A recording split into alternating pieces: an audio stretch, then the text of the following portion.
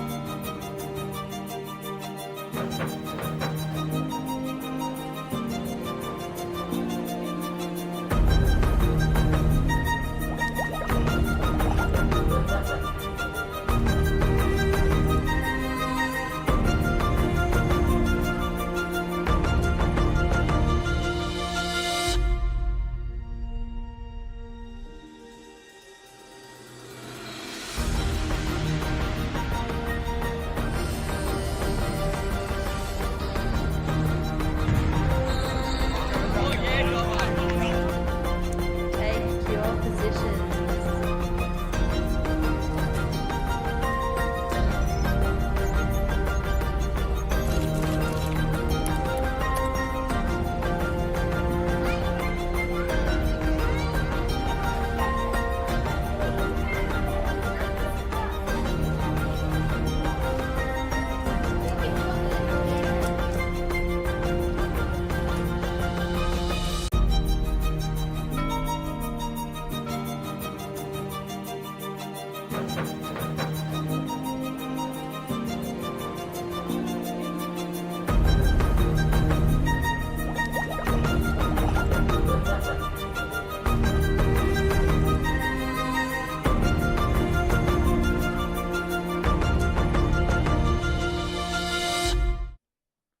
We have got some really nervous students here, and I've just said to this crew over here, it's not an English oral that they've got to give, so bear with them. They'll do the best they can. They're not used to getting up in front of people. Yeah, you'll be fine. All right, we'd just like to start with, when the slide moves, our acknowledgement of country. So Emmanuel College, oh no, you're doing this, Michael. I'm doing that one. Yeah. Thank you. Welcome, everyone. Emmanuel College acknowledges that the land on which we learn, create and grow is the traditional land of the Peak-Warrong people of the Gunditjmara Nation, who have educated their children in their language and their spirituality and the traditions of their culture for many thousands of years. We also acknowledge and respect the cultural diversity of students, families and staff represented in the Emmanuel College community in the past, in the present and the future. We support the principles of a reconciled Australia for all its people in the interest of our children, tomorrow's leaders. I'll pass over to Claire, who's going to lead us in a prayer. All right, in the name of the Father, the Son, and the Holy Spirit. Amen. Holy Father, God of love, you are the creator of all things. We acknowledge the pain and the shame of our history and the sufferings of our Indigenous people. Give us the courage to accept the realities of our history so that we may build a better future for our nation. Teach us to respect all cultures. Teach us to care for our land and waters. Help us to share justly the resources of this land. Help us to bring about spiritual and social change to improve the quality of life for all groups in our communities, especially the disadvantaged. Help young people to find true dignity and self-esteem by your Spirit. May your power and love be the foundations on which we build our families, our communities and our nation through Jesus Christ our Lord. We pray together. Saint Joseph, pray for us. May the spirit of Catherine Macaulay and Edmund Rice guide us all that we do. Amen. In the name of the Father, Son, and Holy Spirit. Amen.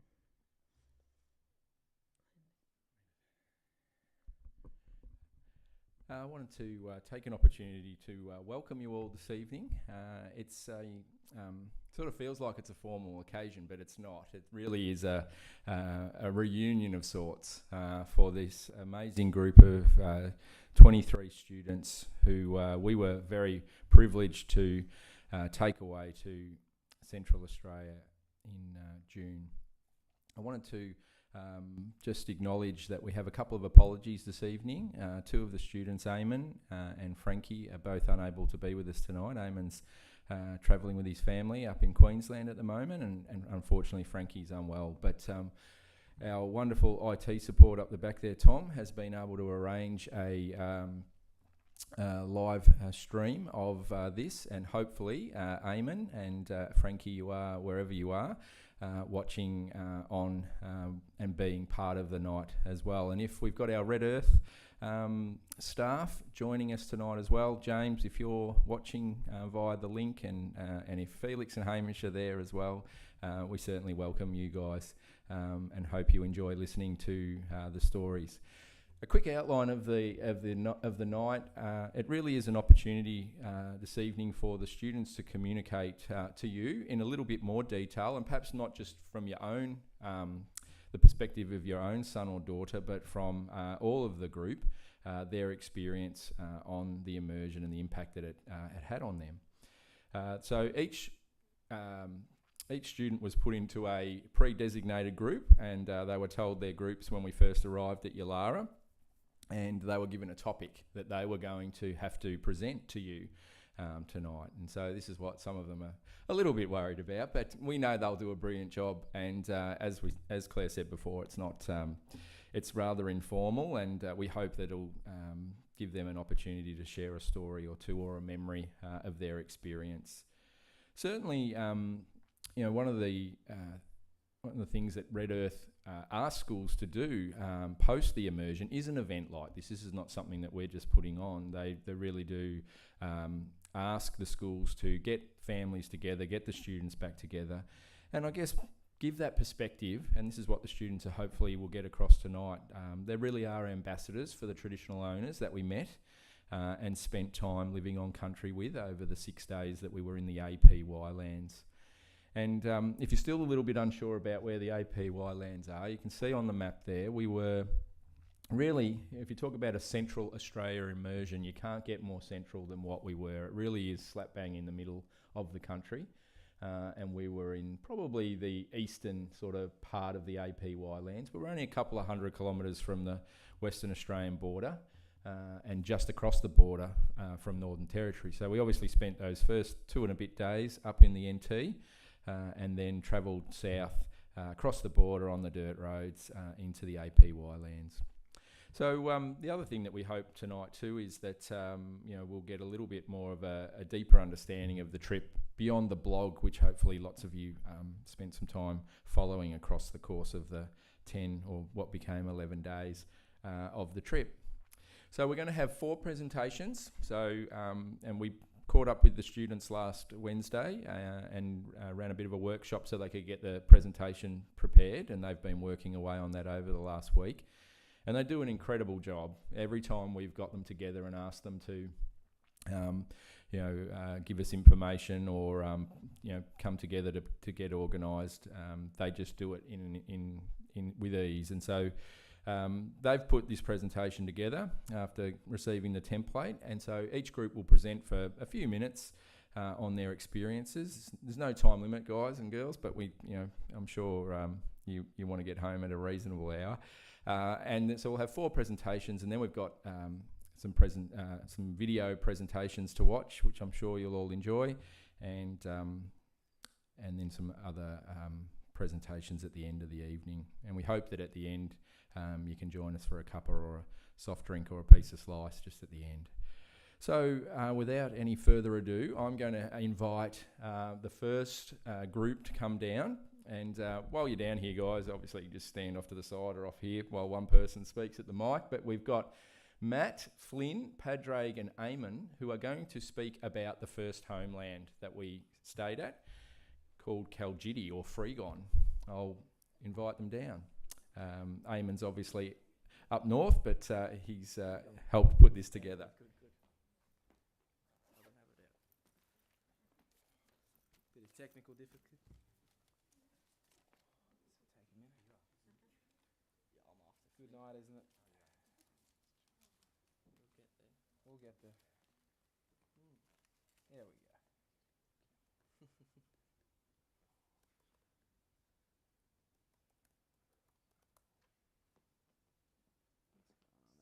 Yeah, no, I'm trying.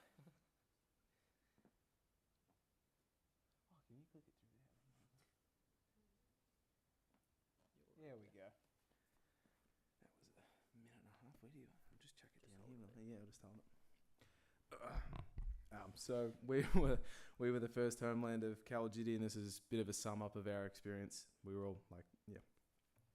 On our immersion, our group's first homeland was that of Calgiddy, also known as Freegon. Our actual campground was at Westbore. This was a large rock formation in which we stayed at the bottom of. The community elder was Maxie Roberts. The local language of the area was Pitjantjatjara. When we first arrived at the community, we pulled into the front of the primary school just outside the general store. A very welcoming community waved us in. Although we only stayed on the bus at the time, a feeling of excitement was within us all. At Westbourne, we were all astonished by the beautiful landscape. Very vegetated and an incredible rock formation both at our camp and in the distance. The stars at night were definitely a memorable part of it. Stunning white sparks in an array that was indescribable. Some of the cultural activities experienced were making clapsticks. This activity consisted of shaping and engraving wood and then burning shapes and patterns into them with metal rods. Another activity was spear making. Mr. Roberts, one of the Indigenous elders in the community, organised wood for us. We burned the wood in order to shape it and straighten it. And then we skinned the wood of its outer layers to order it to strengthen it. The final aspect was making a point on the spear. This may have been the hardest part, but we all managed to create a functioning spear as well as a handcrafted woomera. This is a wood piece that helps throw the spear. Mr. Roberts was able to make one from scratch in front of us. A very meaningful activity that Rachel showed the group was weaving. We were shown how to start the baskets with Rachel and then proceeded on our own. Some of the foraging aspects in this community was cooking kangaroo tail and digging for honey ants. Although we just bought the tails, cooking and eating them was still an awesome experience. The honey ants were pretty interesting as we had to dig up layers of the ground in order to find an entrance to the hive. The whole process of digging took between 1 to 2 hours. At Kaljidi, we learnt many things such as Pitjantjatjara words like Warrnambool meaning big fire, the history of the lands through stories and having a yarn around the fire. Also hearing many stories through Inma dances led by Mrs. Norris, but most of all, we learnt to take time to appreciate the small things such as the breathtaking stars, the beautiful sunrise and sunset, and the bonds we were able to make with the people around us.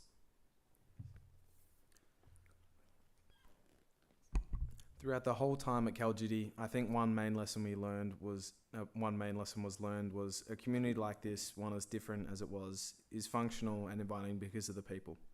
No matter how different it may have been, we all learn to take in and to respect that something different isn't weird, just new, and can be treasured with the right mindset. Thank you.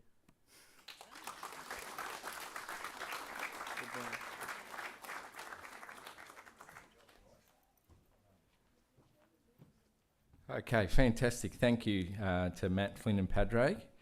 And so that hopefully gave you a little bit more of an insight into to Kaljidi. It certainly was an interesting first night there. The memories of all the community members jumping off the bus and just the noise and the different language being spoken and fires getting lit everywhere. And then the dancing. It was a great first night. I'm going to introduce Matilda and Hilary and Hannah to come forward, and they're going to give a bit of a spin on the second homeland that we visited for 3 days.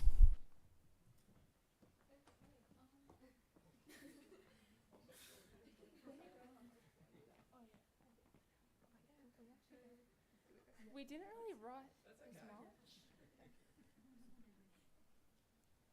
Okay, wait. Wait, should I say that when we got to that? We didn't really write about when we got there, but we got to Yungarini, sorry, and it looked really similar to the first place with all the rocks and all that, but it was really pretty and cool to be there.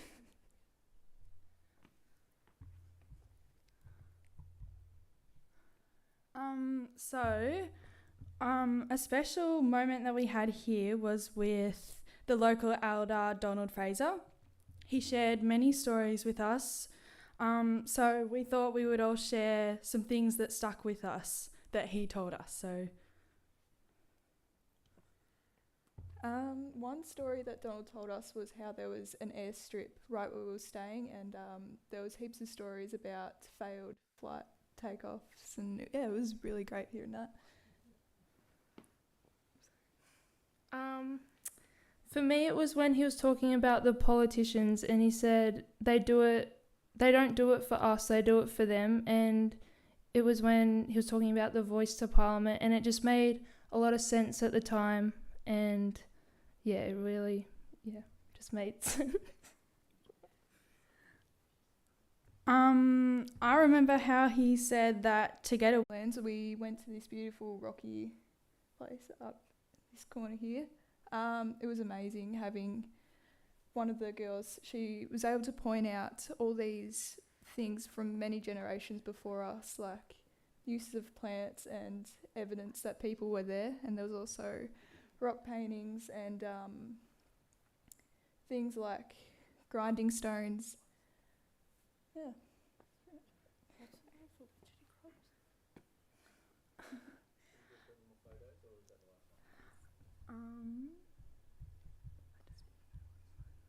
I think this is the last one. I guess another thing we could talk about, we went for a bit of a road trip, and we went to a place where we hunted for witchetty grubs, which was pretty cool. We found trees where they kind of were, and we dug around, like making holes and like finding roots that the witchetty grubs were in, and yeah, so we cooked them in the coals of the fire, which was pretty cool. So we learned how to do that.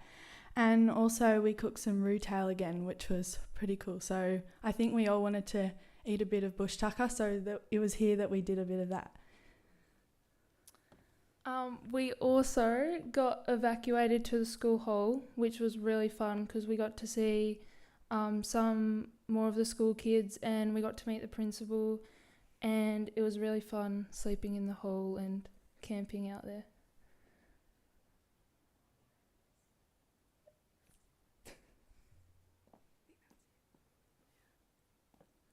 That's kind of all we've learned.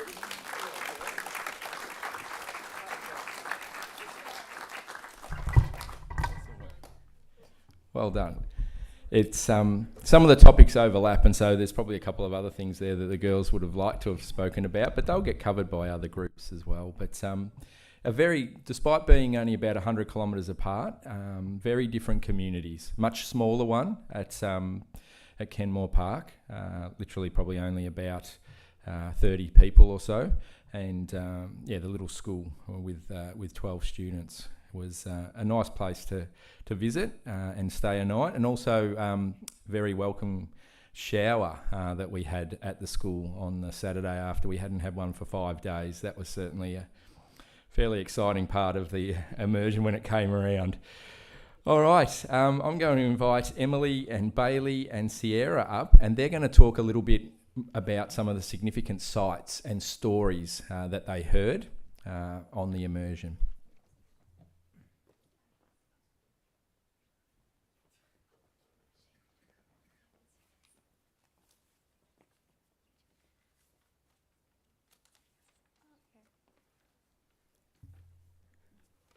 We're doing significant sights and stories.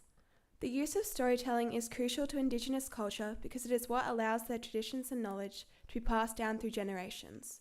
The stories that we heard on this immersion have been told countless times throughout history and help connect Indigenous people to the land, ancestors, and culture.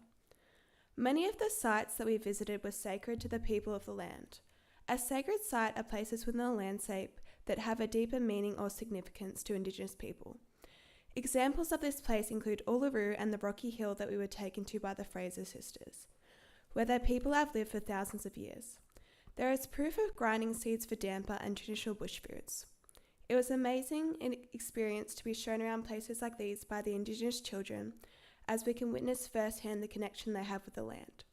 In conclusion, it was amazing to witness a practice that has taken place for centuries of years, and is one of the things that really connects people to the land and brings them together as a community, in the way that they have since the beginning.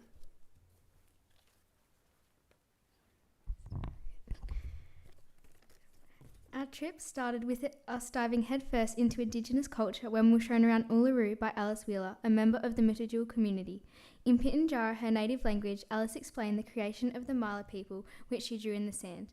She explained to us the history of Uluru and how it was an ideal place to live as it had food, water and shelter, as well as caves where fires were lit, children were educated and traditional ceremonies were performed. Alice then explained the spiritual history of Uluru, how a neighbouring community were insulted when the Mala people refused to attend their ceremony, so in response they sent an evil spirit in the shape of a dog which grew as it travelled across the land, fueled by hatred and anger.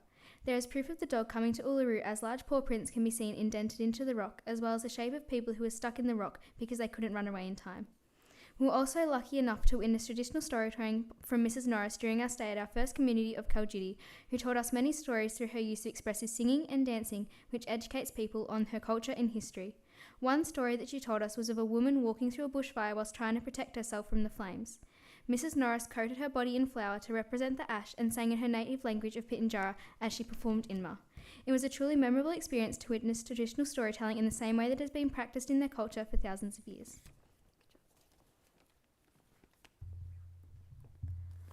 Donald Fraser came out to visit us on our project day at Kenmore Park.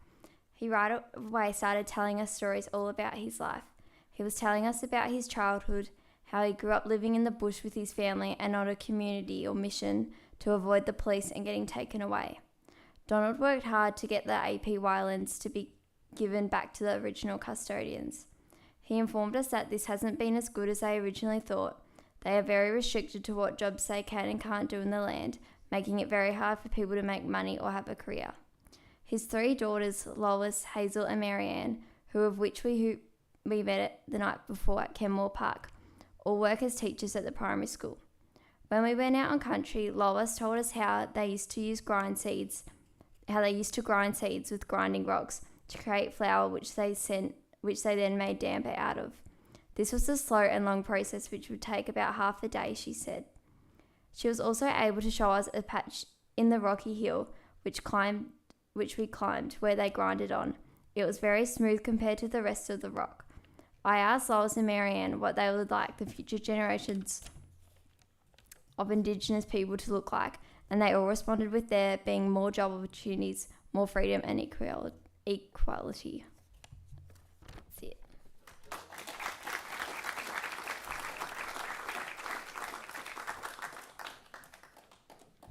Thanks, Sierra and Em and Bailey. Did a great job there. As Bailey just mentioned there, Donald Fraser really was the gentleman who fought for the APY lands to be given back, and as the girls mentioned there, that it was a cattle station, Kenmore Park, and Donald worked on the cattle station, and they used to have obviously cattle, but also they used to round up wild camel, and they used to sell the camels overseas and all that sort of stuff. But by getting the lands back, actually reduced their ability to be able to do all those sorts of things. So it'd be like somebody saying to you, here, have all of this land, and then turn around and say to you, but you can't build on it. You can't earn an income off it. And that's really the challenging element of for many of the people that live in the APY lands.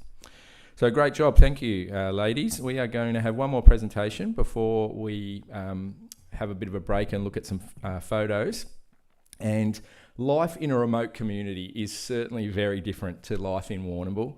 And Frankie, unfortunately, is unwell, but Liv's going to come up, and Jess is going to come up with her for a bit of moral support, I think. Liv's going to give us a bit of an update on life in the remote community. I love that photo of her and Frankie there on the dirt road on our way to the APY lands. So life in a remote community. People living in a remote communities have limited and inconsistent access to lots of things that people would class as a necessity, such as internet and maps. For the majority of traditional owners and other First Nations people, living in these communities is no challenge. Everything that they need is found amongst the homelands. The lack of connectivity makes it hard for the community to educate themselves. Based on our interactions with the people of Kaljidi, hygiene and nutrition was very disregarded. Different things were prioritised in both homelands, like language and stories that keep their culture alive. It's harder to access good health services in remote communities, as well as finding a job. In amongst the communities are art centres. These centres allow people within community to create a name for themselves and get money for their work. Working in amongst the schools was also a good way to educate the younger generations speaking in their original language as well as English and earning money. As difficult as life may seem, with the struggles they face, the community within each mob have each other's back. Local buildings like the art centres were very well looked after. We didn't get to see much of the community's food stores, but we did see the vans that restock the stores come into town. Sharing food with the whole community is something we would probably never have to experience. For these remote areas, food can't be hogged because you will have to spend a whole week waiting for new produce. Yeah, that's it.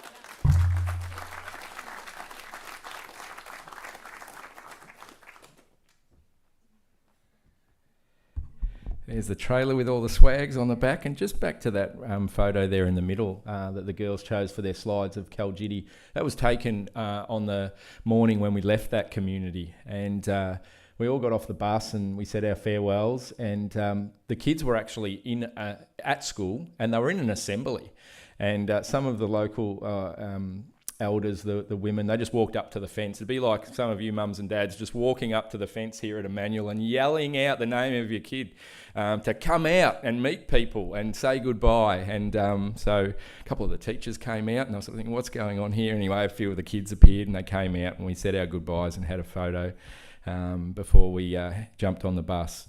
So it's a really lovely memory, that particular moment. We'll have a bit of a break from some of the presentations, and we've got two sort of slideshow presentations for you to enjoy. The first one's photos. Obviously one of the big things about the immersion was that the students couldn't take their own phones, and so therefore, most of us when we travel have the privilege of travelling. We get to take a phone or a camera with us, and we take all those photos so that we can have those memories and share them with other people. So we took a couple of school cameras, and Red Earth have a camera, and they do it really well, where they rotate the groups sort of through who are in charge of something like photography on the day. So it was good because it enabled different groups of students to have the camera at different times, and so hopefully that way we capture a bit of everyone's experience on that time. We've had these photos in a drive. There's thousands of them, and we've been able to, with some assistance, get these into a presentation for you tonight, which I know you'll really enjoy. I'm not sure whether the students have seen this presentation yet or not. It has been in the slideshow for a couple of hours. There might have been a few people sneaking a look this afternoon. But if you have, that's okay. But I'm sure you'll really enjoy it. I know I've watched it many times already, and I'm sure I'll watch it many times again. Tom, if you could just dim the lights a little bit when we hit play. Goes for about 8 or 9 minutes.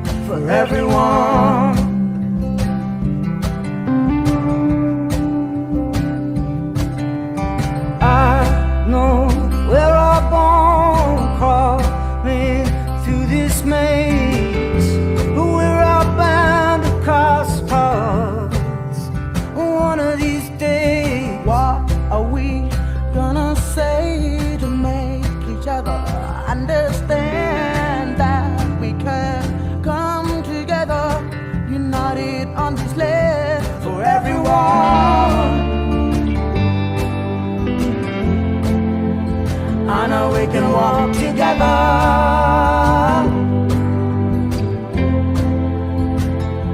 For everyone,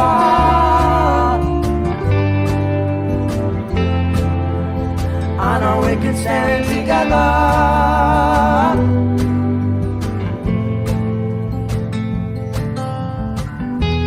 I wanna sing this song, for we can become one. Talking to the land, reaching out to everyone. I know we can walk together.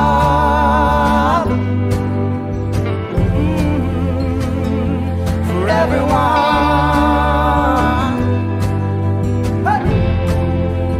I know we can stand together. Oh, for everyone.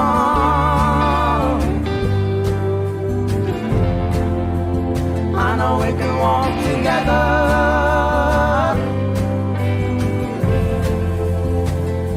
For everyone.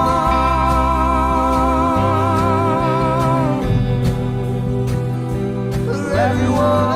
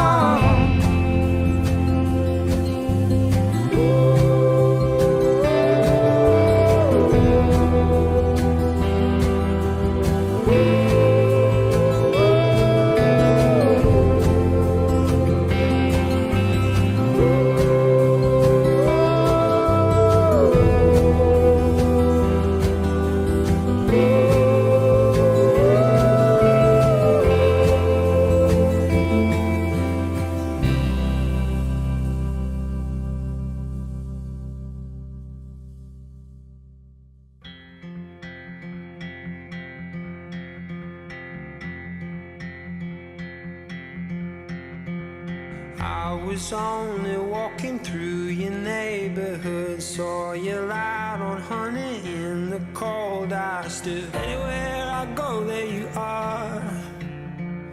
Anywhere I go, there you are. I've been getting used to waking up with you. I've been getting used to waking up here. Anywhere I go, there you are. Anywhere I go, there you are. There you are. There you are. You're the fire and the flood, and I always feel you in my blood.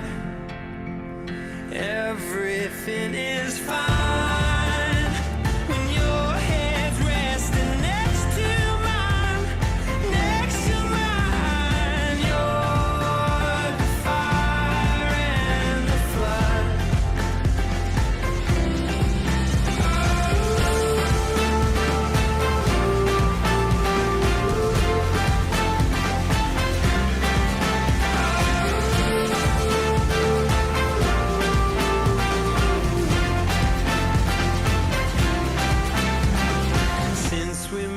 I feel a lightness in my step.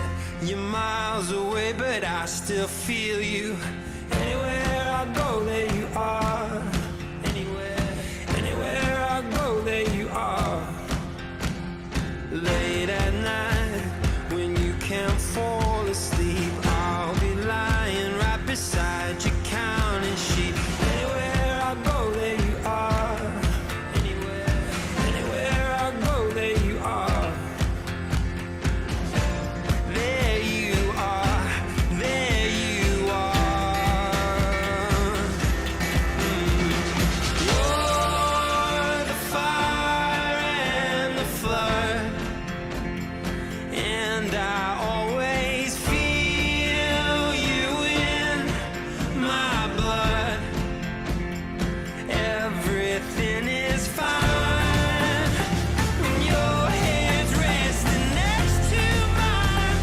Next to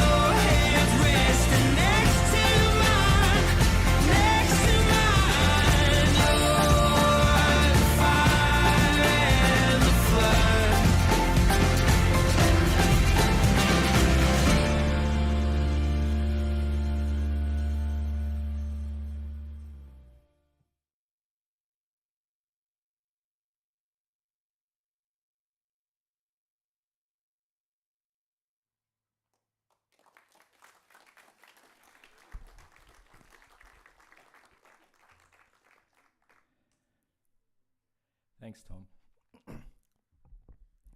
Okay, I hope you enjoyed that. As I say, there are thousands of photos, and being able to get them into some sort of order and a snapshot of the trip, I think is a great way to give us all a really nice memory of what we experienced. On to a few more presentations, and I'm going to hand over to a few of the boys that are going to come forward and talk about the project. So the community project was another element of a Red Earth immersion that when we first met with Red Earth, we really sort of asked if we could get a hands-on project. Sometimes the money that's raised goes towards a project that the community really need, but it's something that the students can't necessarily sort of do, and that they need a little bit more skilled labour. Although we had some fairly handy people on the tools, and we managed to do a pretty good job, I think. So let's get the guys down, Harry and Oscar and Finn. They're going to talk about our community project that we completed at Warrnambool. Thanks, guys.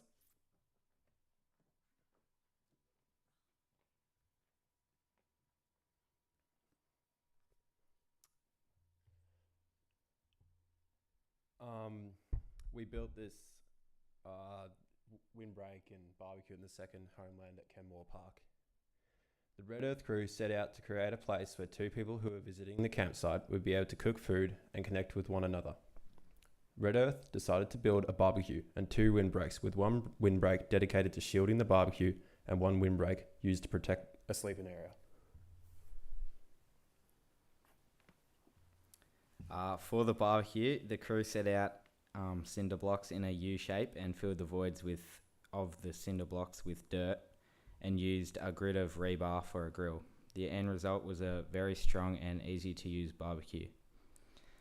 For the windbreak, we made the frame from timber lengths that we cut out and screwed together. We then screwed corrugated iron sheets onto the frame before digging out holes for the poster to go in. We mixed cement and poured it into the holes with the windbreak in place.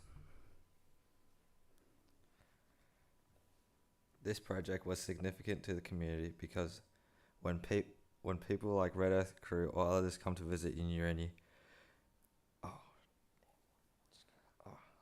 so they can stay and enjoy their time. So they can enjoy their time there. The local kids can go there for excursions, and the community can gather there, stay during the night, and if they want to, during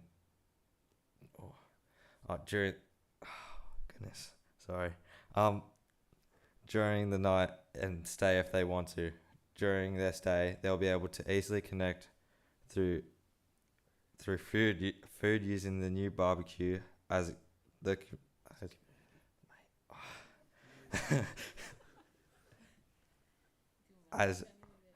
thanks. As a community celebrate special occasions with each other.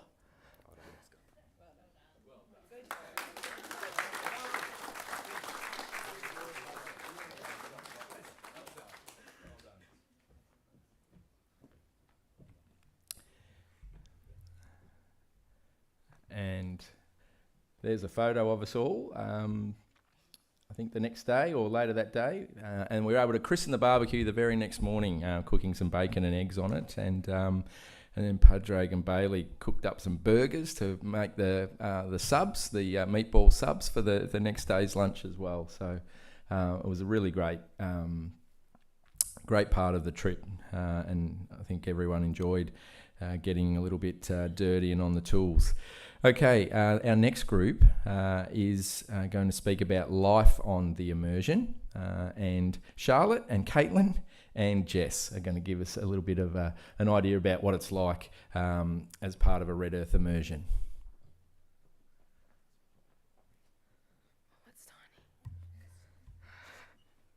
So we did life on immersion.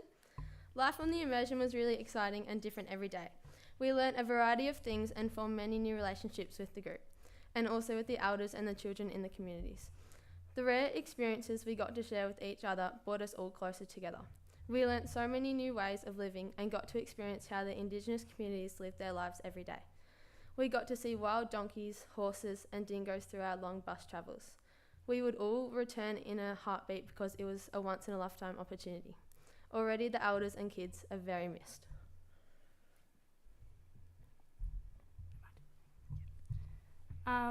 The relationships on the trip were a very important aspect because it allowed us to support each other and work as a team.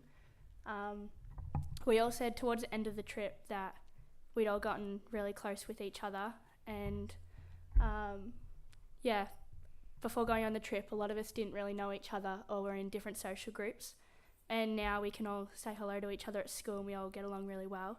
And everyone got along really well on the trip, and we think that if we weren't as close we probably wouldn't have enjoyed ourselves as much or gotten through it, and having everyone be so close made it so much easier to get through the trip. So throughout the trip there was 4 duty groups. So one was cooking. You'd have to get up early in the morning before everyone else, and you'd have to cook breakfast, and then we would serve lunch and then tea, and you'd have to serve the elders in the community first. Then the next was the cleaning. So obviously after the cooking group you'd be first to eat and then you'd get straight into the cleaning. Next was our support group. So for the day you pretty much just make sure everyone's knows what they're doing and support everyone, and you're also on the camera that day, so you have the camera on you all day and just take any photos that you want of everyone. And then also the leadership group, with that one we wrote a blog at the end of the day. After every day we just wrote a report, and then we just made sure everyone was doing all right too. We ate a various amount of different foods that we've never had before. So obviously it's already talked about the kangaroo tail, which the elders pretty much took everywhere we went. They'd start a fire and we'd cook up some kangaroo tails just to have it as a snack pretty much, which majority of people tried and I think we all enjoyed, from what I've heard. We also had honey ants, which was also talked about, that took an hour to hunt for. They tasted like sour honey. And witchetty grubs, there was a lot of different opinions on them. I think they tasted like quiche when they were cooked, but I was too scared to have them uncooked. I think a few people had them. And bush turkey as well we had on our last night. And then for dinner we had hamburgers, nachos, steak sandwich, sausages, risotto, and I think a few other things as well that obviously each group cooked a different night, so yeah.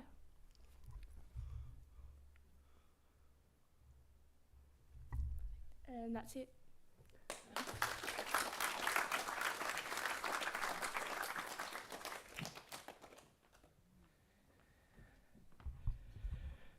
Life on the immersion, the guitar in the corner there got a bit of a workout from time to time as well. And must admit, Felix, our leader of the immersion from Red Earth, I was pretty impressed with the bloke on the first morning after we'd slept at Yalara, and to wake us all up, he didn't sort of get up and was wandering around clapping hands or blowing a whistle or anything. He had the guitar out and he was just playing a bit of guitar, and it was a nice way to sort of get woken up after sleeping in the swags the night before.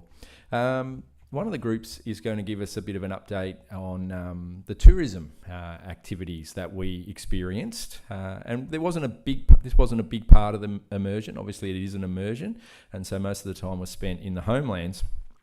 But we did visit a couple of the destinations in Central Australia, which are iconic. And so Brooke and Abby and Georgia are going to give us a little bit of information about their experience at the touristy parts of the immersion.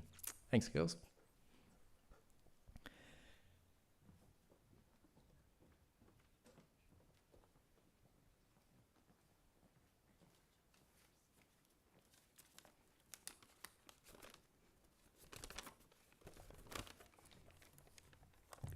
During our time at Uluru, we did a short guided tour around around by Alice, a local Agnew elder. She talked to us about the cultural importance of Uluru. During our walk, we saw multiple signs which also informed us about the significance of the local Agnew people Uluru has had for many thousands of years. We also visited Uluru a second time, but this was very different as it had been raining and we were one of the lucky few to see the rare occasion of water pouring down Uluru. We were even able to see the true natural brownish colour of Uluru as it is only red due to the dirt that surrounds it. At Kings Canyon, we did the South Walk Return Walk, where we began our walk and took in the views of the canyon. We soon sat down and ate our lunch. After the short break, we continued on our hike and saw many spectacular views of the canyon. Once we reached the top, we took some photos and then sat down to do some journaling as we began to realise just how serene and peaceful it was there.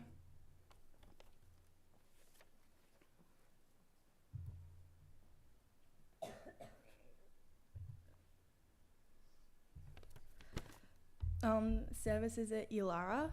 So driving through the small areas of Yulara, everyone noticed the differences from the rural Central Australian communities to the communities here at home.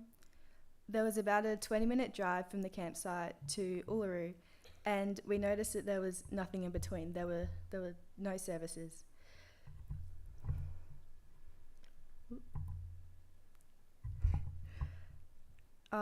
There's one little IGA supermarket in Yulara, which is located at the only shopping centre, which is in the Ayers Rock Resort. We didn't pass through these shops, but would have loved to have the opportunity to. At the little shopping centre, there's also a news agency, post office and bank, and these are the only ones that you'll find for many kilometres. But the biggest tourist attractions were definitely the 3 major resorts and the additional 6 hotels, which can be fully booked out during the peak season. People arrive to Yulara either through the highway or the local airport that they have, and we had the joy of camping out at the airport for several hours on day 10, with only a little cafe there and 2 terminals using each other as entertainment. Then we have Sails by the Desert. So eventually, after our flight got cancelled, our accommodation was sorted and we headed on the last bus to leave the airport. We headed to the 5-star resort called Sails in the Desert. We had some dinner consisting of pizza and chips, which tasted incredible after the 10 days of healthy foods we cooked ourselves. In the morning, we were able to get a massive buffet breakfast with people shoving in as much as they could before we left. We packed up for the final time and left our stretchers behind for the journey to the airport, hoping it wouldn't be cancelled again.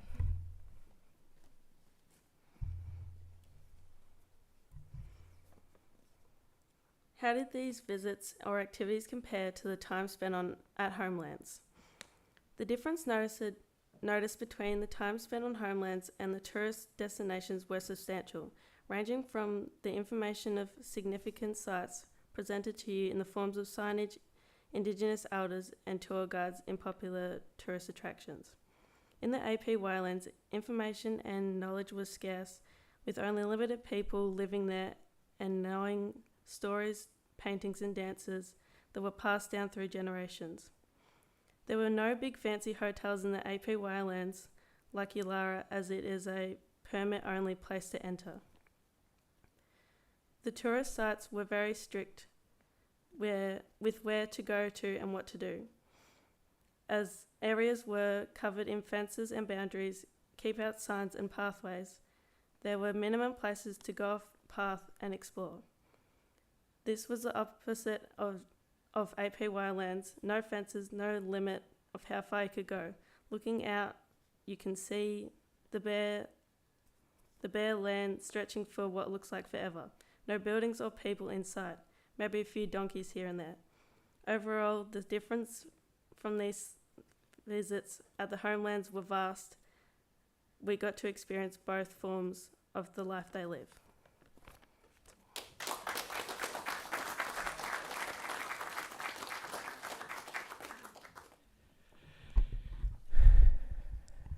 Thanks, girls. Each of the groups had some sort of prompt questions that they could use to cover, and some just had a very just first homeland, second homeland. But the tourism one had some very specific questions, and the girls did a great job of helping explain those really well. Our final group, and yes, it probably is the hardest topic, as we joked about. And Estelle and Layla were given the task of thinking about what next. And this is really the most important part of the whole immersion. And we had this incredible experience, a life-changing experience, really for many of us. And I think, the feedback that we've had from the kids has been that, it was a once-in-a-lifetime type experience. But we don't want it to have just ended when they returned to Warrnambool. And we hope that the 23 young people that attended the immersion, whilst they're still part of the Emmanuel community, will continue to give other people an idea of what it must be like to live in these remote communities and what we can do to help the cause of our Indigenous brothers and sisters. So I'm going to invite Estelle and Layla to come down, and the question that they were posed with was, how has the immersion shaped your understanding of Indigenous Australia? So they're going to bring it home.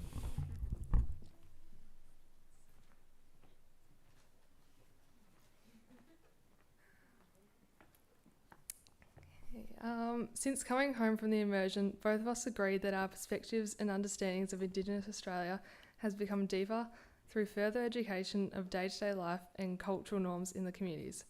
We both agree that sharing our new knowledge by spreading it to our wider area and beyond is really important to the people that we met.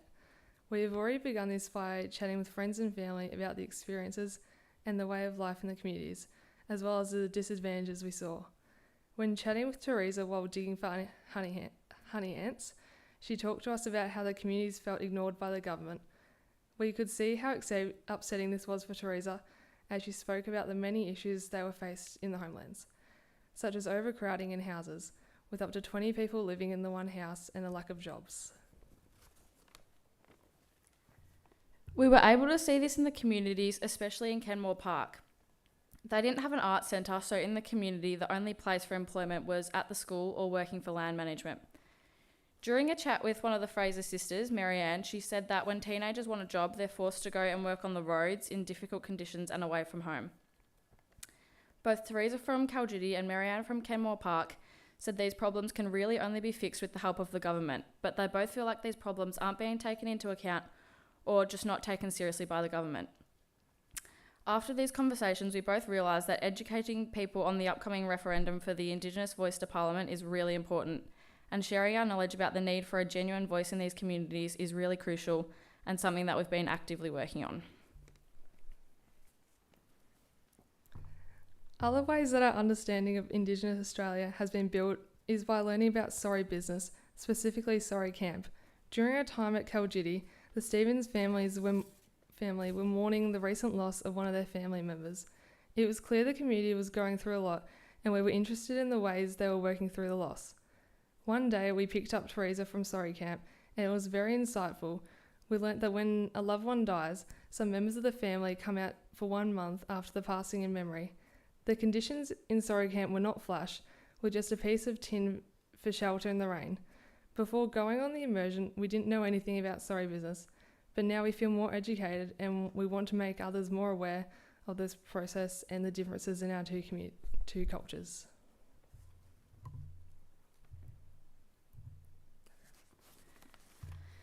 One of the other main things that we understand more now is how respected the elders in the communities are. We knew going into the trip that elders were a really respected people who have deep understanding of the land, but we didn't know in what ways the communities showed that respect and how deep this knowledge really was. A time where the importance of elders was demonstrated was when we were opening a packet of Arnott's biscuits containing 3 of the best chocolate ones, and a young 2-year-old girl had the first pick of the packet. She immediately took all 3 chocolate ones, and we all sort of giggled and moved on. But then we watched her walk around and hand the biscuits out, giving 1 to Donald Fraser and 1 to one of the Fraser sisters, keeping only 1 for herself. This was a significant display of how, even at such a young age, the respect that the children and communities have for the elders is amazing. During another chat with Lois, one of the Fraser sisters, she talked about different sources of water, where to find it and how to drink it safely. Lois said that water from roots of a gum tree is perfectly clean and drinkable, but the water still needs to be filtered with special grass before drinking. Lois said that she wants everyone to have this understanding of Australia and the bush. And Lois enjoys talking about this. This conversation has encouraged us to spread this knowledge and tell people about the amazing understanding that Indigenous people have of our beautiful country.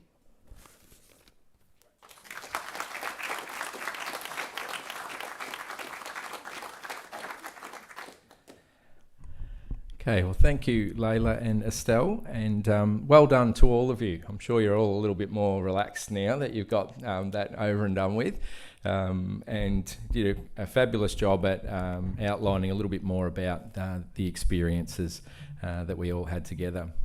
We've got another slideshow to present to you now, and this is the grand premiere of the videos that we had on the trip. So, as you know, one of the cameras had sort of video ability, but most of the videos are taken off either Claire or myself's phone.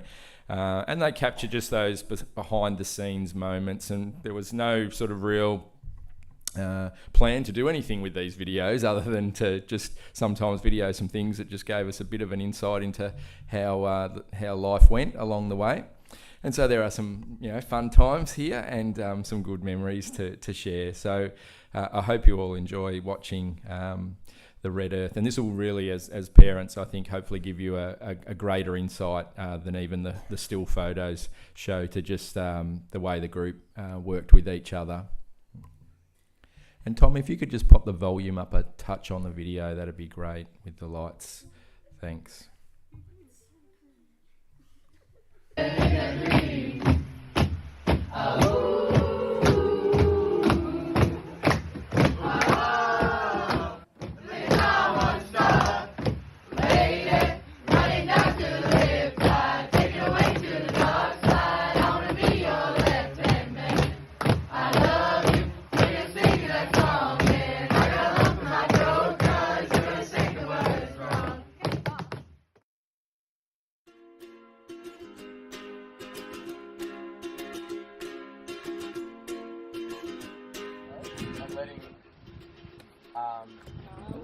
Whatever impression it's making on you, letting that be what you write. So it's kind of someone reading it might get a similar impression to what you're getting.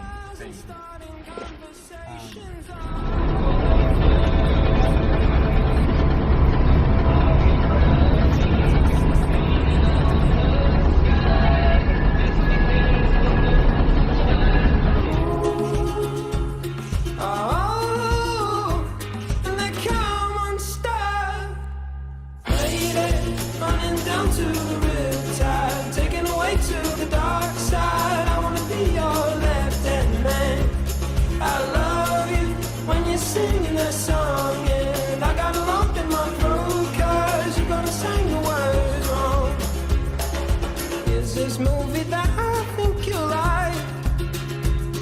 This guy decides to quit his job and head to New York City. This cowboy's running from himself. She's been living on the highest shelf.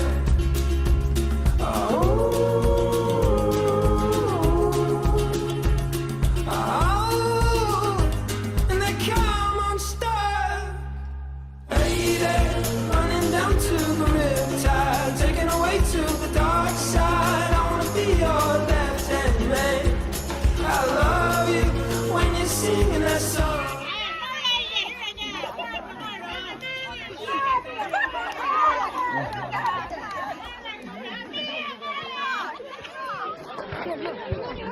I think those boys getting a bit impatient. How was it? If you're gonna stay, I just gotta. Yeah.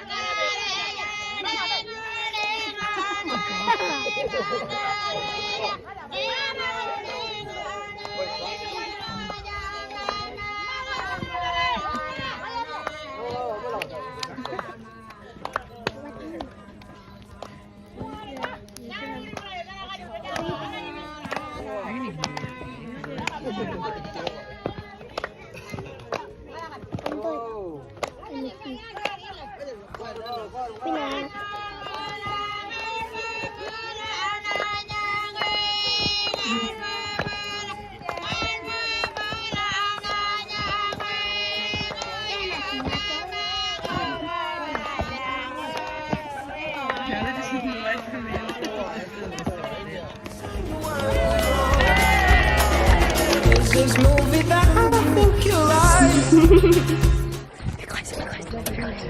Smile. Say hi. Boy's running from himself. She's been living on the highest shelf.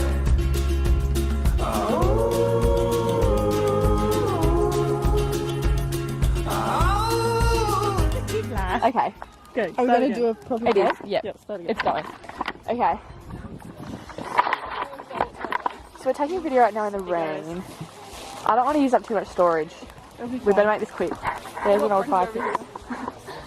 Bacon and eggs is about to be served. We've got this little tarp here. It's not doing a whole lot. Here's our little breakfast setup.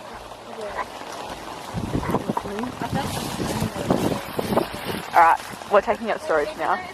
There's just a little fire here. I need squeeze. How are we all doing? Hi, Raymond. Or like a really good idea. Like being loud. How long is the video going?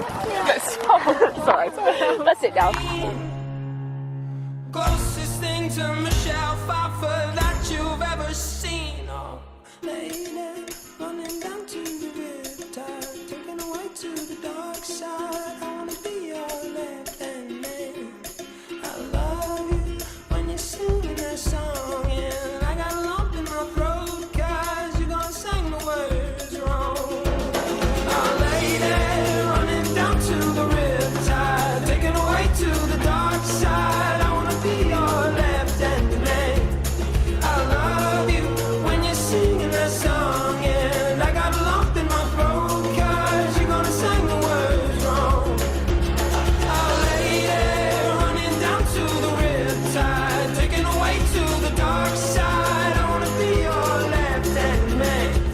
I love you when you're singing that song, and I got a lump in my throat 'cause you're gonna sing the words wrong. Yeah, I got a lump in my throat 'cause you're gonna sing the words wrong.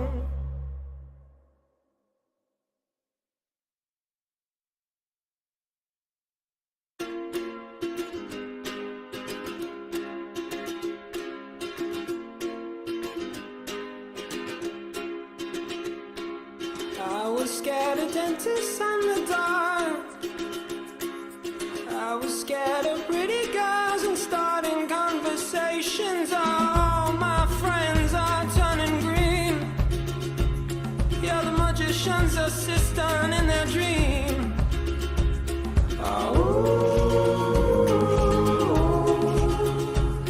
Oh, and they come unstuck. Lady, running down to the riptide, taken away to the dark side. I wanna be your left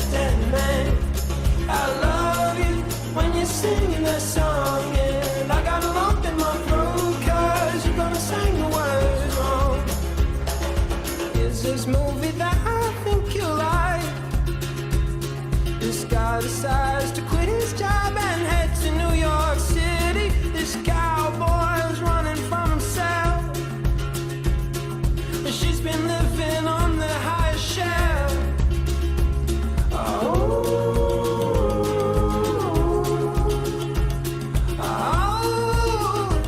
And they come on star.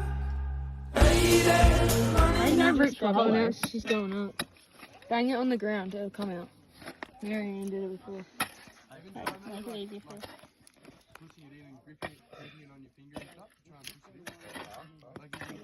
Oh, it's like right there too, yeah. Go. You can like bang it. Oh, it's coming out this way. It's just pulling out. Yeah. Yeah, just pull it out now. I don't want to touch it. I'm sorry. They're too squishy. I feel like they're too fragile to pull out. Oh. There we go. Taken away to the dark side. I wanna be your left-hand man. I love you when you're singing that song, and I got a lump in my throat 'cause you're gonna sing the words wrong. Now. I just wanna know. Oh, that tastes like a quiche. Yeah, it does. It's really strong. Yeah. Wait, my heart is beating. So is mine. It's okay. It can't taste like popcorn after. Don't bite the butt. I hate the butt. What's wrong with eating the butt? Just eat it. Eat the whole thing. What's wrong with the bum? 3, 2, 1. Oh, Jesus. Look at this. He's got the Not juicy bad. one. I could. Should we eat the whole thing at once or should we nibble? What do you recommend? We split like.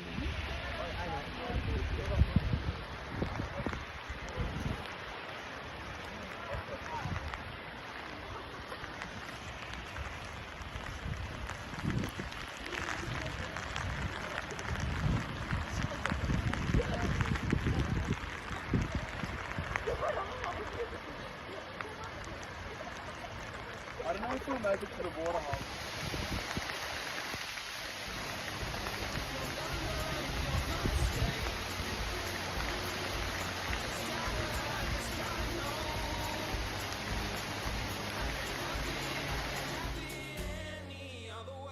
I swear she's destined for the screen.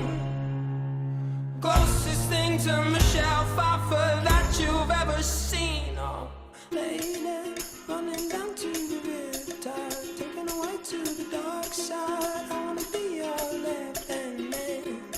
I love you when you're singing that song, and I got a lump in my throat 'cause you're gonna sing the words wrong. Oh, lady, running down to the riptide, taken away to the dark side. I wanna be your left-hand man. I love you when you sing.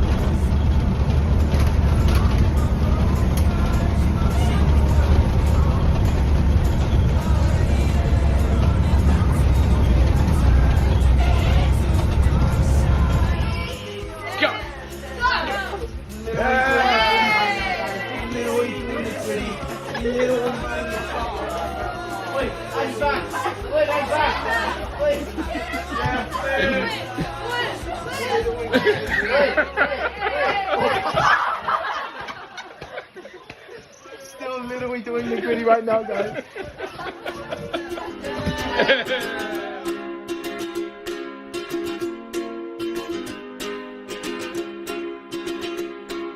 I was scared of dentists and the dark. I was scared of pretty girls and starting conversations. All my friends are turning green. You're the magician's assistant.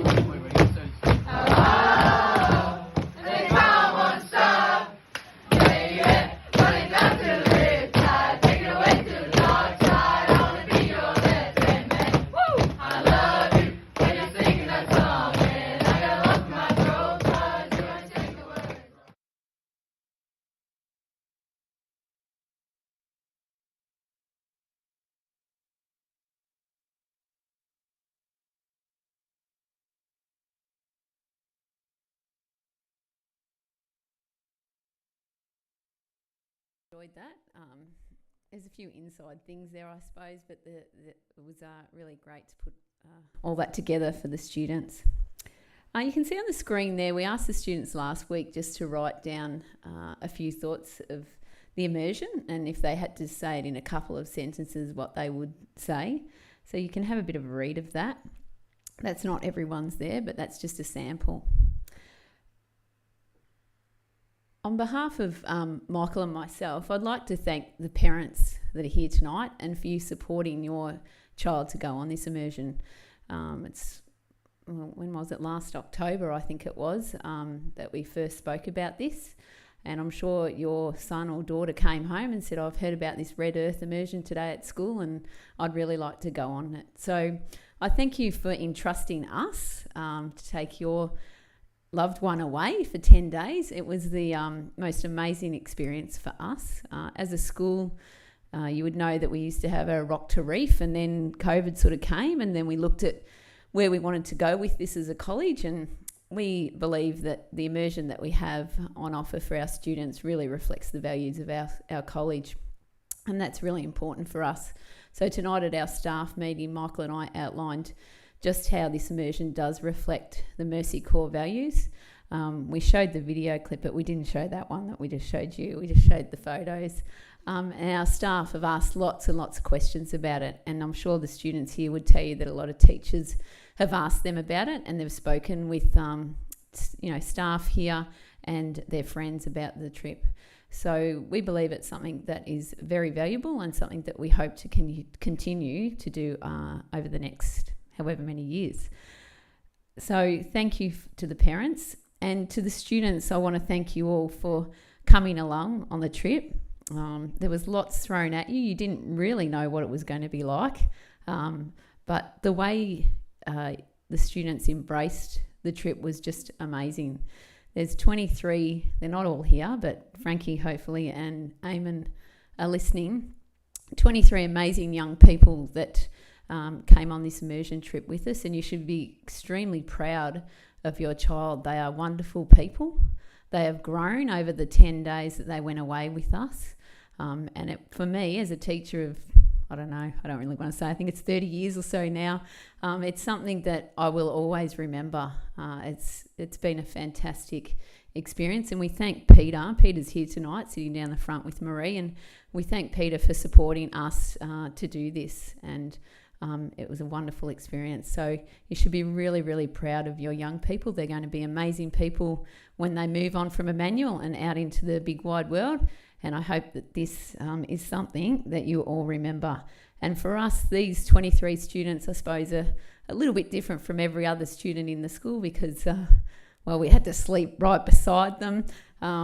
We had to share everything with them for 10 days. So it was a wonderful experience. So we're going to give a couple of presentations here just before we go. Pala means thank you.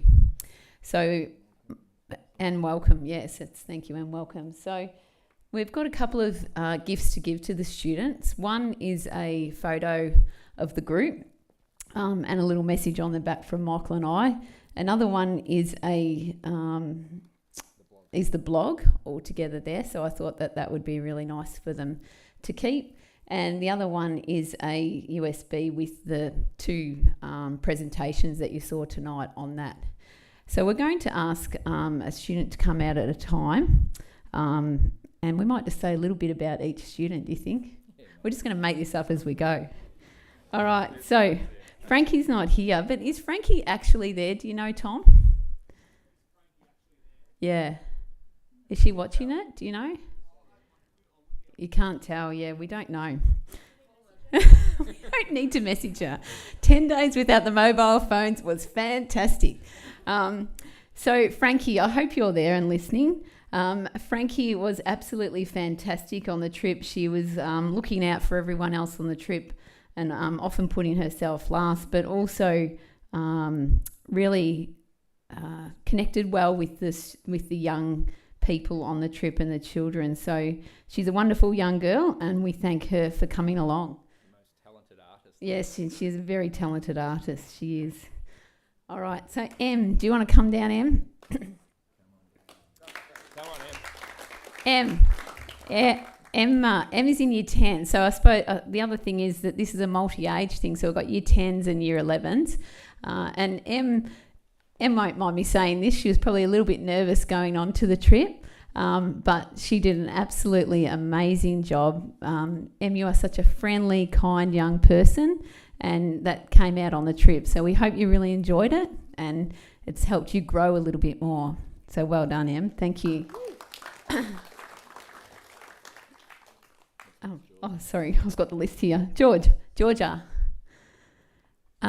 Georgia had to endure some hard things on the trip. She's a great camper. She knew a lot about what she had to do. We were really impressed by that. And she really embraced it, and she didn't care about getting wet or dirty or anything like that. She was fantastic and really got involved in the immersion, and even put up with the biggest blisters I think I've ever seen, and had to endure that. So well done, George.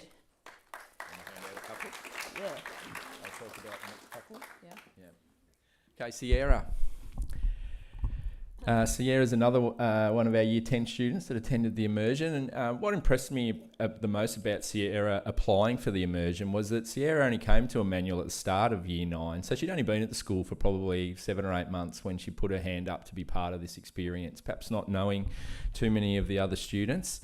And Sierra is also a very talented in the performing arts area, and I know that she really is quite a deep thinker, and I witnessed that many times with some of the conversations that she was able to have with the traditional owners, but also members of the group as well.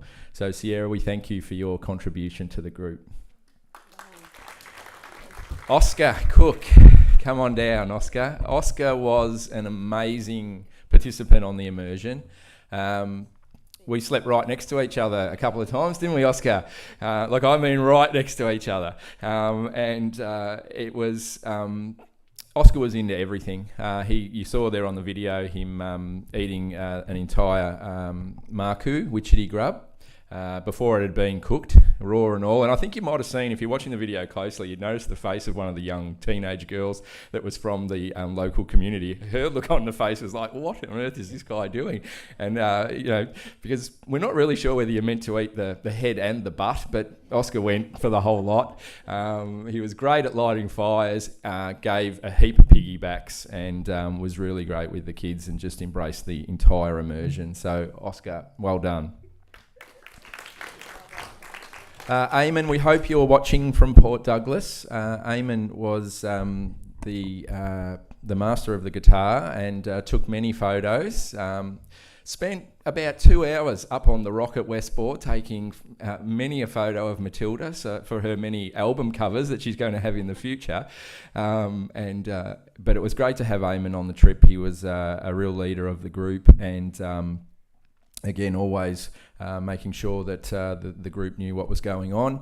Had a fantastic pair of grey tracksuit pants that by the end of it were a very different colour, and had a stain of just about every type of food or dirt or anything else that we'd been up to on them. So, Eamon, we hope that you've been able to watch tonight and been a part of it, and we thank you for your participation in the immersion.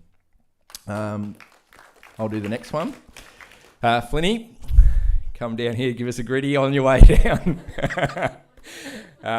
Flynn was great at lighting fires and just being one of the things that I enjoyed the most. One of the things I enjoyed the most about the trip was the fact that you could have a fire anywhere you wanted, and we sometimes had 4 or 5 fires on the go. And Flynn was just great at being able to get out, and it was hard to find dry firewood at certain days, and just a really positive person on the trip, as you saw from that last night. That was, so the kids singing there at the end, that was the last night when we got back to Yulara, and it was absolutely pouring rain.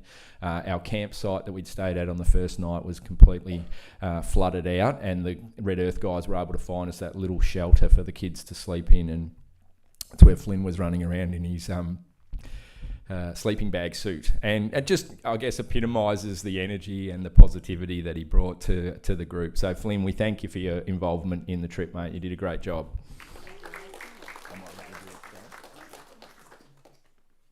Estelle. So Estelle was amazing on the trip. She sat quietly and listened, but then asked questions and wanted to find out so much. And I think that came through the way she spoke there at the end. Again, a wonderful young person, and he's going to do lots of great things in this world, I think, Estelle. And she just really got into the trip and really enjoyed it. And on behalf of the whole group, Estelle's going to be speaking at our evening of inspiration to tell the community about it. So thank you, Estelle. To Finn.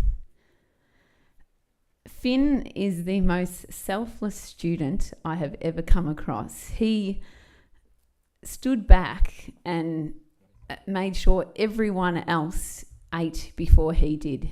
He was the first one to help.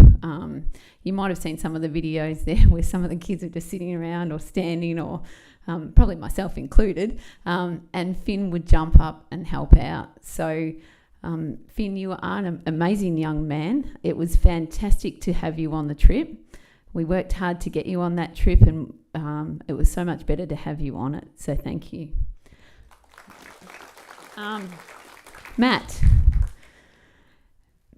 Matt brought lots of life to the trip.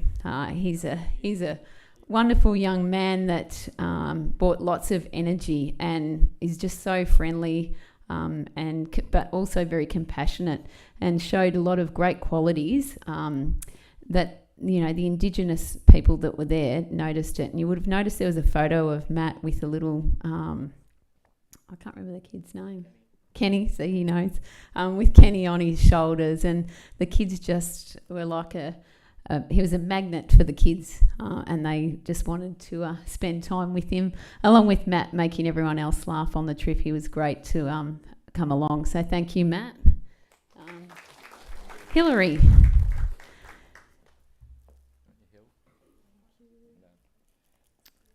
Hillary loved the trip. I think it was a big thing for Hillary to go on the trip. We spoke about, just her and I were talking about some of the conveniences of home and what we didn't have there, but Hillary embraced that and had a go at everything. She was very supportive of her friends, in particular Matilda. I won't tell her tell you how, but she was very, very supportive of Matilda. And so she's genuinely a wonderful young lady that was someone that I think everyone in the group would agree that was someone that was very kind and caring to all the other students on the trip, and was very friendly and was willing to step out of her comfort zone and have a go at a few things. And I remember, and the video didn't work, but she wanted me to video her hammering at the when we were making the windbreak for her dad. Where's her mum and dad? Are they at the back? Yeah. She said, I want Dad to see this, and the video was all around the wrong way. So she was doing it, and she was hammering, and did an amazing job. So well done, Hillary. Harry is the next young man to come forward. Harry is is one of those people that in the group, they're just there in the background sometimes doing all the little stuff. The girls mentioned how the groups worked, and so there were 4 groups, and I was in charge. We each had a group that we looked after, and so I was in charge of group 2, and so Harry was part of that group, and so when it was their turn to cook or wash dishes or those sorts of things, and Harry was always there doing whatever it was that needed to get done in a really sort of no fuss type of sort of approach. He was great with the community project, put some of his product design skills to the test, and was a big help with a lot of that sawing of the posts and the gouging of the wood and all of that sort of stuff that needed to get done as well. So Harry, thanks for the time on the immersion, mate. You did a great job. Jess loves to talk.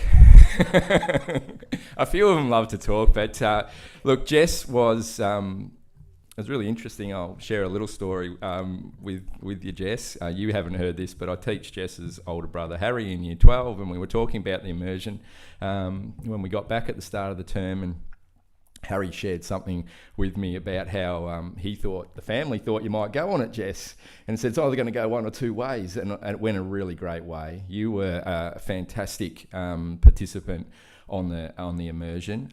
You really got involved in everything, and I mean that in a way that you were positive about the experience. You went and I think into it with an approach that you were just going to give everything a go. You were going to make sure that you got involved in all the interactions with the groups, your own group that you worked with, the Year 11 crew that were in Group 1 that did all the duties. You were just always pretty upbeat and positive, and we really enjoyed having you on the trip. So great job, well done. Charlotte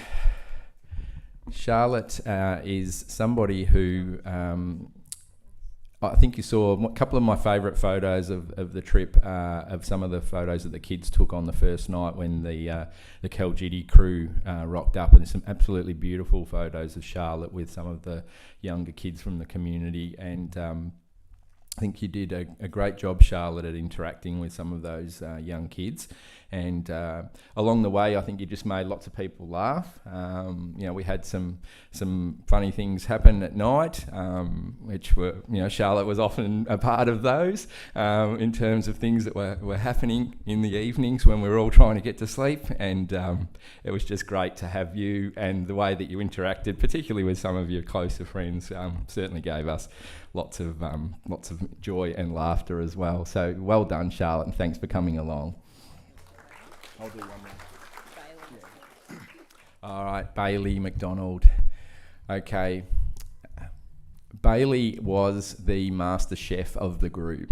All right. Bailey has a real talent and passion for cooking. She loves it as a subject here at school, and she certainly put those skills to the test on the immersion. She was somebody who was able to do that with ease, and it just made life much easier for the group.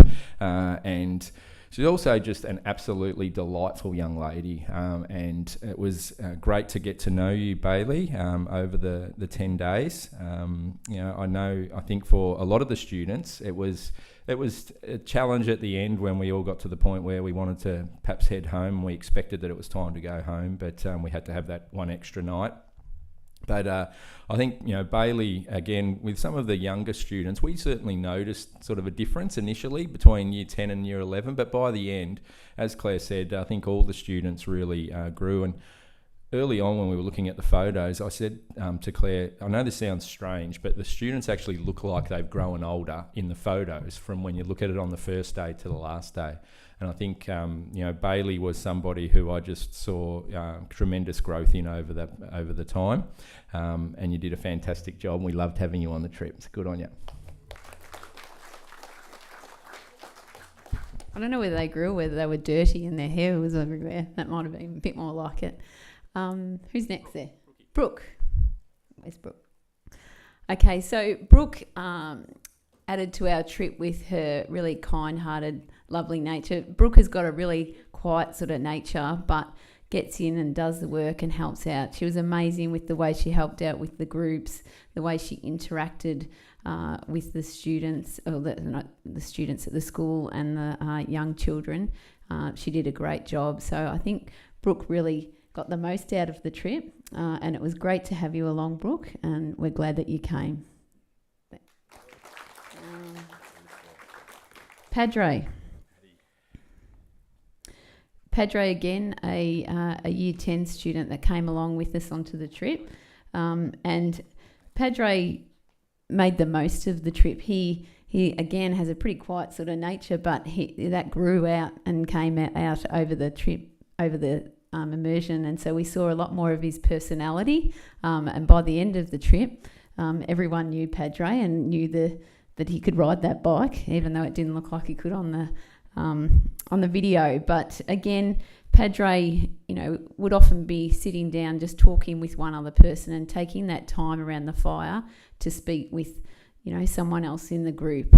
He was someone that was there to support the other students, and was a great addition to our trip. And thank you for coming along, Padre. It was great to have you. Abby. Abby did an amazing job on this trip. She had to overcome a couple of challenges to be with us, and she did that with ease. Again, I didn't really know Abby that much before we went on the trip, but I feel like I know her a lot better now.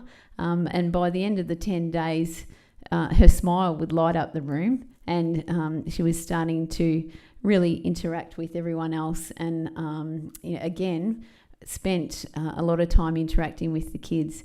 Abby would have spent, how long was it, Abby? I think it was at least 5 hours, I reckon, weaving a basket. She would have the basket at home, and she sat and learnt from Rachel and spent hours and hours. I'm not joking. It would be 5 hours, wasn't it, Abby? That she was just sitting on the ground with Rachel learning how to weave. And I did say to the girls, if I did this at school and said that you're going to go and weave for the next 5 hours, would you do it? And they said, no way, we wouldn't do it at school. So Abby loved that and really immersed herself in all the cultural experiences. So thanks for coming, Abby. We loved having you on the trip, and we hope you really enjoyed it. Who else? Caitlin. Yeah, she was the queen of the piggybacks, Caitlin. Again, such a positive young person with that beautiful smile that really spread that energy in a real positive way for everyone else, not only us on the trip, but the young people we interacted with. And you would have seen Caitlin with a number of little kids in the photos. She spent a lot of time with the young people there and interacting with them. And all the kids did. And they all remember the names. If I asked them now, who's that, they would know who the name of the student in the photo. I can't remember, but they can remember all the names.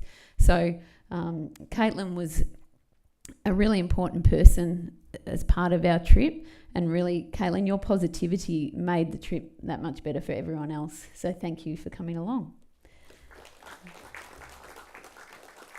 Matilda and Hillary like two peas in a pod. They were with each other the whole time.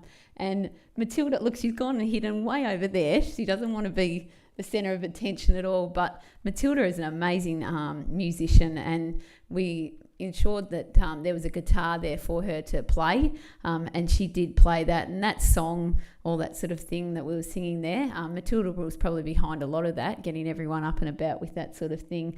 So, and there were some things that Matilda had to go way out of her comfort zone with. And again, I'm not going to tell the story to everyone, but her family probably know what I'm talking about. And she did an amazing job with the support of her kind friend Hillary. She was able to adapt, and I think Matilda would say herself that she definitely grew on the trip, and she was a wonderful person to have along on our immersion. So thank you for coming, Matilda. Do you want to do the last one? Okay, we're up to Layla. Okay, Layla's positivity and just gentle nature is something that I think all of us came to really get to know over the course of the 10 or 11 days. She's somebody who is not willing to sort of let things pass her by. She wants to give everything a go on the immersion. She really took in the experiences. One of the morning when we actually went up to the top of West Bore and were watching the sunrise, and a few of the girls were sitting there, and I was just in the background sort of listening to them chat. And Layla, I think, really appreciated the opportunity and was incredibly grateful for it. She was also a wonderful support to all members of the group. She particularly looked out for Estelle when Estelle had a little bit of a slip up on the walk, and she did everything she could to make sure that she looked after and supported her for those couple of days when it was a little bit harder to get around. So Layla, we absolutely were thrilled that you were able to come on the trip with us, and we enjoyed spending the time with you, so thanks. Hannah. Okay, Hannah, again, one of the Year 10 students who is a real doer and a quite achiever, But again, somebody who I think took the opportunity to and just embraced it with everything that she had. Again, she was a member of the group 2 that I was a part of, and Hannah was someone who was always willing to get involved in helping out, doing the additional help that beyond the duties, whether that was packing up or setting up. She also, I think, was great with some of the young kids, just being able to spend the time with them.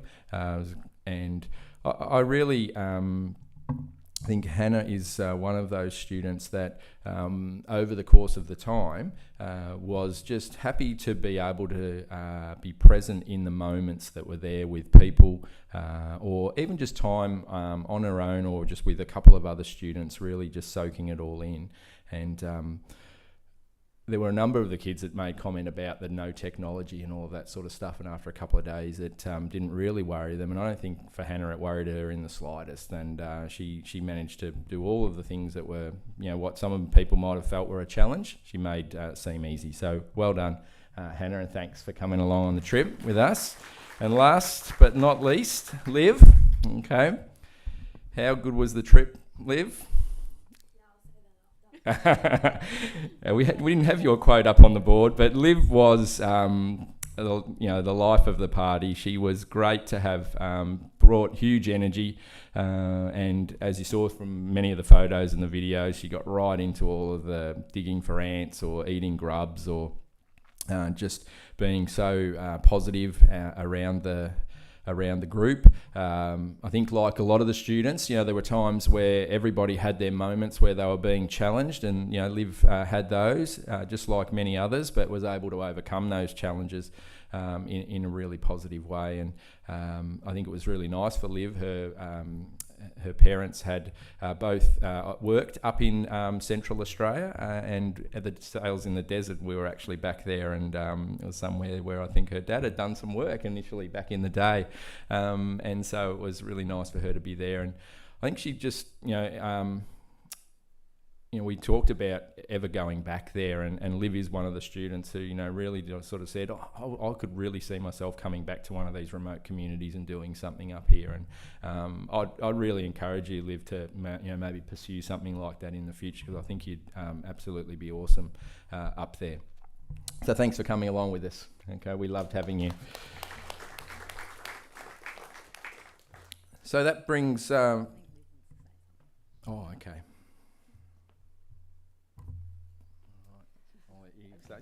So on behalf of all of us, I'd like to thank Mr. and Mrs. Wrigley for coming along on the trip, and Mr. Morgan. And this opportunity for us was really great. So I hope the school continues with it. And yeah, it was unbloody believable. Thanks, Liv. Let's give our 2023 Red Earth crew a big round of applause again. You can leave the stage now.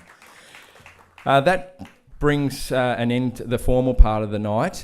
We realise that it might be getting on for some of you, but we have got a cuppa and something to drink and some slice and all the rest of it out there. So if you're able to hang around for even 15 minutes or so just to spend a bit of time, we certainly would love for you to do so. I think Tash has just ducked out, but I did want to acknowledge Natasha Cummings, who's actually Oscar's mum, but also you would know works at the college. And Natasha was the person who we gave all those photos to, and said, Tash, do you reckon you could help us out and put them into a slideshow for us? And she has spent an incredible amount of hours putting those two presentations together. So. And Oscar, I think, gave a little bit of a help. And Oscar, why don't you come down here, because Mum's headed home, but Dad's still here. But we'll give you something that we'd like you to take home and give to Mum, just as a thanks from us for putting all those photos together. Okay. So we really appreciate that. And we hope that the USB, which was Tash's idea, we're trying to think about how we would go about getting all those photos and the videos to you, and so she helped us put that together. We hope you can put the photo somewhere, and it'll be a treasured memory for you, along with the blog, which you did such a great job with. Claire mentioned about Estelle speaking at the Evening of Inspiration, and I want to also thank Estelle. She put together what she wrote in the Facebook post that you might have seen on the college's Facebook page. Estelle wrote that, and we sort of edited it a little bit because it was too many characters for Facebook. But that particular post on Facebook is the most liked post that the college has had all year. So it probably says a lot about, I think, what the trip and what members of the community and what the kids have come back in terms of the positive approach that they had to it. So it will be something that we'll always remember. And whilst these young people are still at the college for the next 12 or 18, 20, 24 months or so, we look forward to being able to catch up with them always. So that's it for tonight in terms of the formal part of it. Eamon and Frankie, if you're still there, thanks for joining us, and to James from Red Earth as well. We hope that the kids have done a good job in terms of presenting their immersion. It was certainly a very